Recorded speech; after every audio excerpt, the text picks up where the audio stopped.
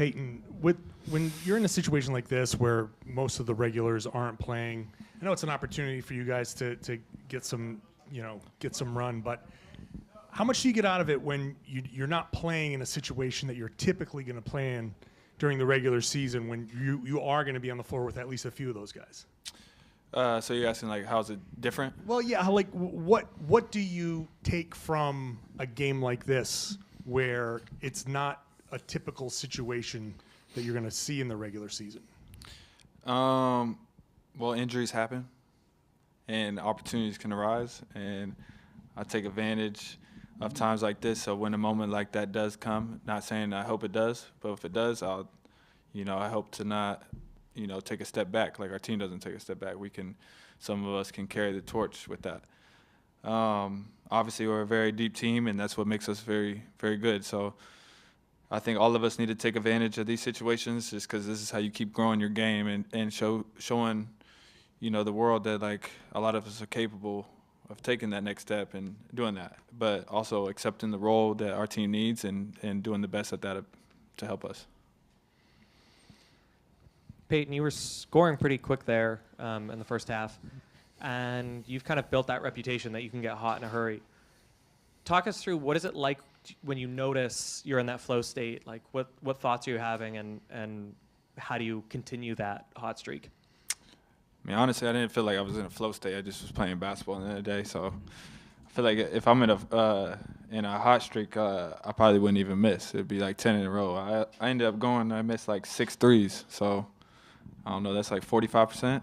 So it's not like that impressive. So I've definitely had better moments. But I did enjoy the fact that, like I've said this before, I was taking what the defense gave me, hitting the three. I got to the rim one time and then hitting guys for also threes and finishing at the rim.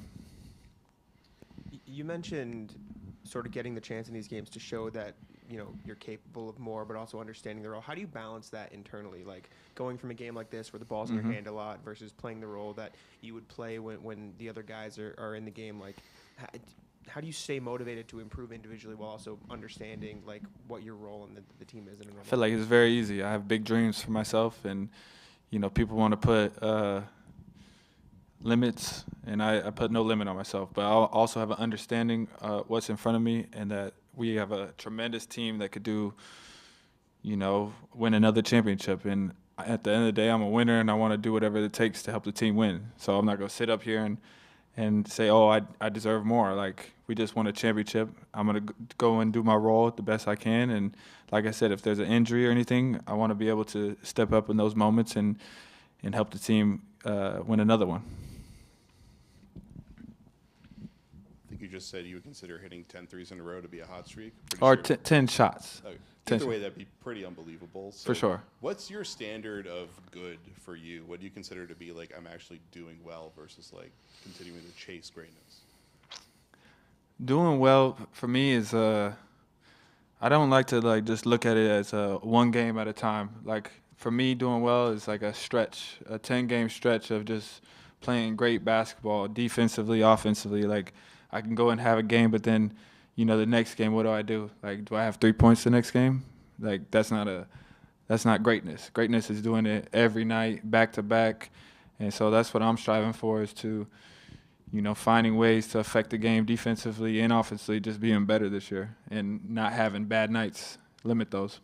Like in your role, since you're not usually taking 20 shots a game, like it's hard to consistently hit a ton of shots. So how have you found being able to chase that while like being realistic in the role that you have? I feel like it's just like you said, I'm probably not going to get 20 shots a night. It could be 5, it could be 7, maybe 10, but it's being efficient in those. It's, the stat line could look like 8, 5, and 5, and that really could affect the game. So doing that on a nightly basis and but at the end of the day, just being part of winning. And if I can look at the game and just know I impacted that game and I made a difference, then that's greatness. Hey, this is not really about you. Your role is pretty much set. But you got guys, you talk about depth. Lonnie just dropped 20 tonight. He doesn't even have a locker. You got a bunch of guys that can score and do a lot of things. How do you manage expectations? I mean, you're one of the leaders in there too. Like, how do you manage everybody's expectations? Like, you're all capable of doing X, Y, and Z, but you are not. You just said some nights you're going to get 5 shots, but we know what you're capable of. How do you manage those expectations of like what I need to do versus what I can do?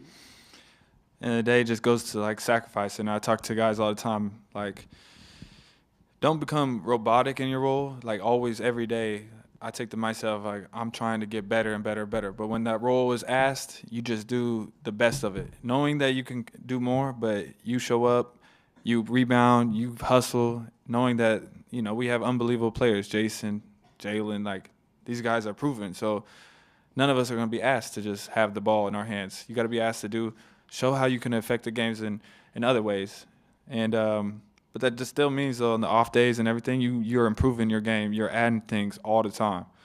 And you just never know when your moment comes. So I tell people all the time, like, you know, you got to be ready when that time comes.